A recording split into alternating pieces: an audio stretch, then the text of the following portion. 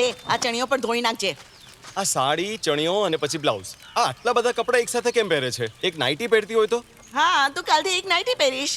તારા માટે એક લાંબો જબ્બો લઈ આવીશ, એટલે તને પણ પેન્ટ પહેરવાની ઝંઝટ નહીં રહે. હા ને, બરાબર? જઈને જો ફોન વાગે છે. હે? ફોનની ઘંટડી. હા, નખરા તો જો કેવા કરે છે. પાને સ્ટાઇલ મારે છે. હાલો, કોણ બોલો છો? આ સોમન સરનું ઘર છે? ના, મારું ઘર છે અને એ મારો માથાનો દુખાવો છે. પણ તું કોણ છે? હું સોમન સાહેબની મોટી ફેન છું. તમે જરા એમને ફોન આપશો? અરે રે, અત્યારે તો એ ઘરનું કામ કરે છે. જ્યારે શાંત થાય ને ત્યાં સુધી રાહ જોઈશ. અચ્છા એવું છે, તો હું થોડી વાર પછી કોલ કરીશ. હા હા, બરાબર, કારણ કે કપડાં ધોવે છે. હં?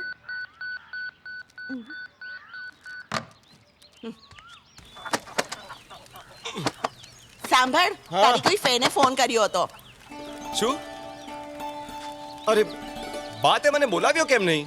મને લાગ્યું કે તું હમણાં નહીં આવે. એણે કહ્યું એ ફરીથી ફોન કરશે.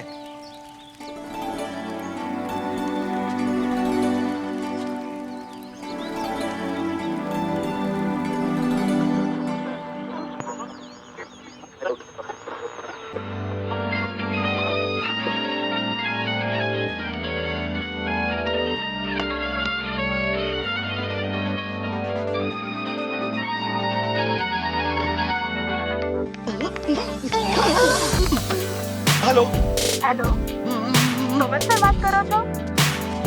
હેલો, હા, તમને મારા ઘરનો નંબર કોણે આપ્યો? જબ્બારે મને આ નંબર આપ્યો. સારું કર્યું. કેમ સારું કર્યું? જો તમે ઓફિસમાં ફોન કર્યો તો ફોન સની ઉપાડત, અને એ થોડો આડો માણસ છે. અચ્છા, એટલે તમે થોડા પોઝેસિવ પણ છો. પોઝેસિવ અને હું? મને તો તમારું નામ પણ નથી ખબર. તમે મને સાચું કહેજો, તમે પણ મારા ફોનની રાહ જોતા હતા ને? નહીં, નહીં? જો હું નહીં કહીશ તો એ જુઠ્ઠું કહેવાશે. હવે તમારું નામ કહેશો? શાલિની.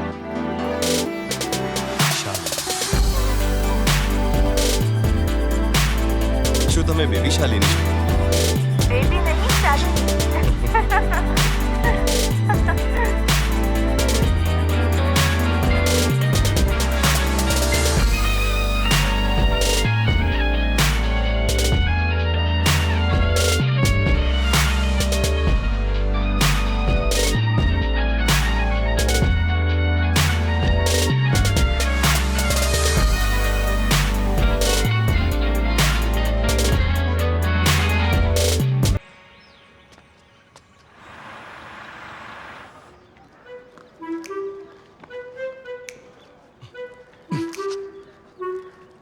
ઓર્ફિડ્સ અને રોલરવર્મ્સ એ નારિયેળના સૌથી મોટા દુશ્મન છે.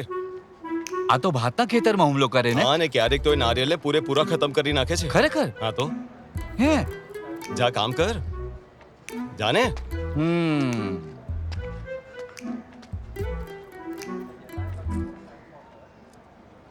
હવે બોલ.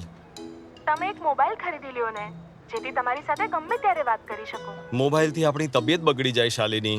એ કોઈ ખાવાની વસ્તુ છે જે તબિયત બગડી જાય? અરે કોલ કરવા માટે હોય છે. સાંભળ શાલિની, મોબાઈલ મારા સિદ્ધાંતોની વિરુદ્ધ છે. તું કહે તો તારા માટે લાંબો કાગળ લખી દઈશ. હા, આરામથી કાગળ લખ્યા કર, પણ મેં તો મમ્મી પપ્પાને આપણા પ્રેમ વિશે કહી દીધું છે.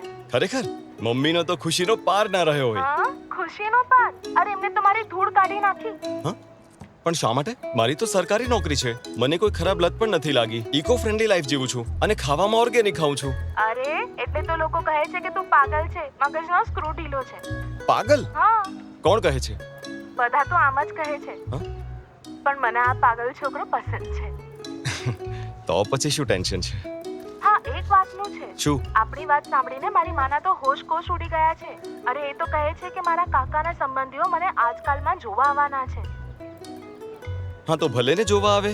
ના, કોઈ મને જોવા આવશે એ મને નહીં ચાલે. માત્ર તું જ મને જોવા આવી શકે છે, સમજો?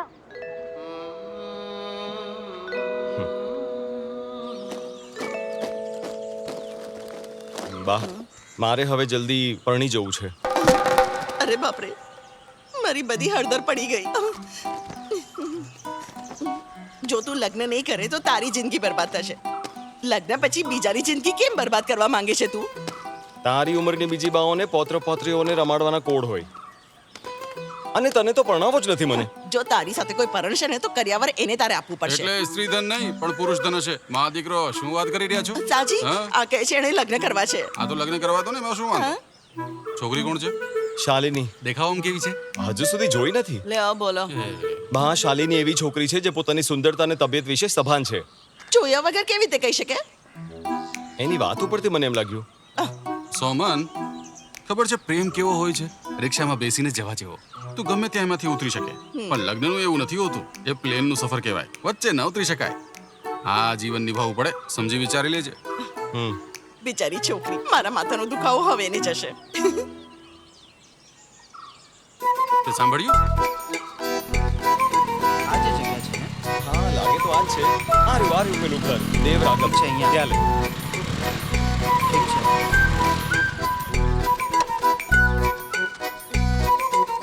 આ છે એનું ઘર?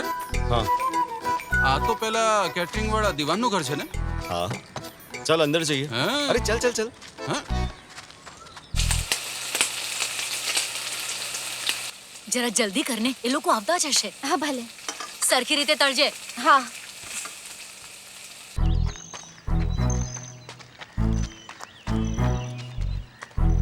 ભજીયા તળાતા હોય એવી સુગંધ આવી રહી છે. કેટરિંગ વાળાનું ઘર છે, જલસા પડી જશે.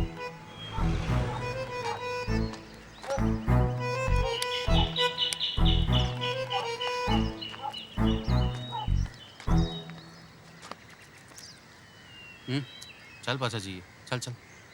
ઉભો રહે અહીંયા. બીક કોણ? આહા આહા આહા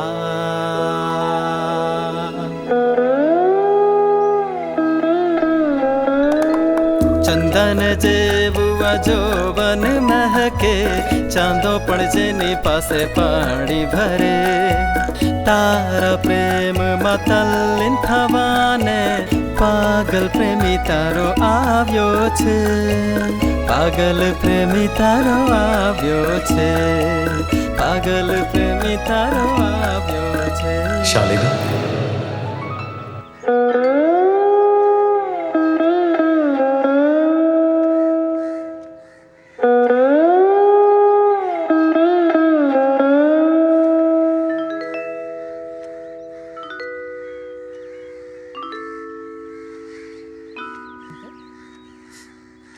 હું મારી દીકરીનો હાથ એક મજદૂરના હાથમાં નહીં આપું.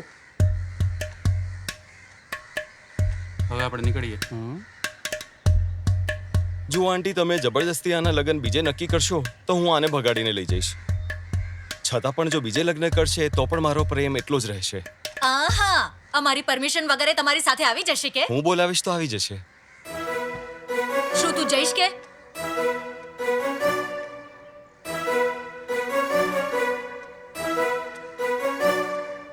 હું તો જઈશ.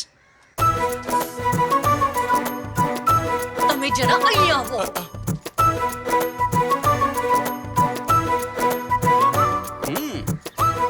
ઓહો, અંદર આવો ને. શું છે? જુઓ, મારા ભાઈને ત્યાંથી શક પણ આવ્યું છે અને છોકરો ગલ્ફમાં સારી નોકરી કરે છે. એ લોકો આવતા જ હશે. એ આવ્યો તો ઉંદર મારવાની દવા ખવડાવી દઈશ. સાંભળો જો આ શું કરી રહી છે.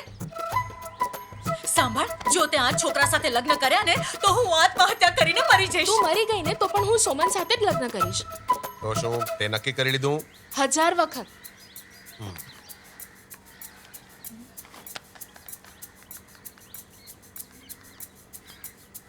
હા મોટા ભાઈ, તમારે હમણાં જ એક કામ કરવાનું છે. પેલા ગલ્ફ વાળા છોકરાને ના પાડી દો તમે. હા કહી દો અમારા તરફથી ના છે. તમારી જે મરજી હોય એ જ કરો.